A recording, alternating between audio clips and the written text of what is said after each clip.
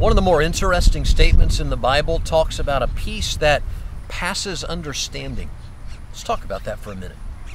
Peace that passes understanding seems to speak of a peace that doesn't depend on knowing what's going on.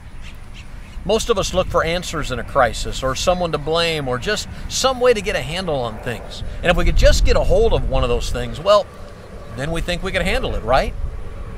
Whoops, that sounds like one of our solutions, doesn't it? When God brings peace, it's because of who He is, not what we know. In fact, faith, the whole business of trusting God, is designed to work best when I don't understand the why of my moment. When there is no understanding, that's the moment where God looks for us to just kind of collapse on Him, to totally trust Him. That's where the third step of the journey happens. We believe. One of my favorite statements is that faith only works in the dark. I mean, if I have my moment all figured out, or think I do, why would I need to trust God?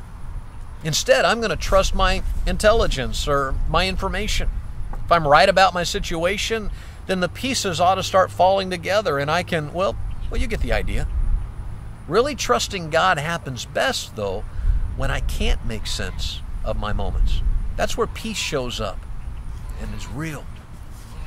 If you can have peace when you can't have understanding, that's got to be a God thing. And the God thing is what we're after, right? So if I'm honest about my need and about God being the only one who can meet it, and if I'm open to what God might show me rather than looking for my own clues and ideas, the next step is for me to believe.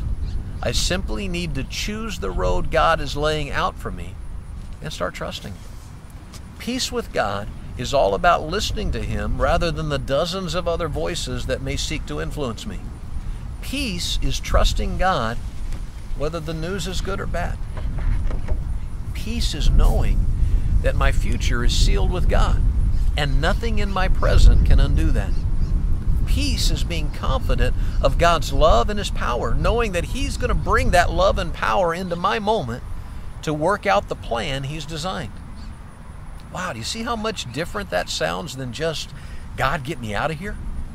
So peace boils down to what I believe, not about my moment, but about God. And that belief doesn't shift with every new storm. Instead, it holds me steady when a new batch of clouds are rolling in. Step 4, the one we're going to talk about in video 5, is the one element that cements peace in my life. I'll look for you there, the next step in our journey toward peace.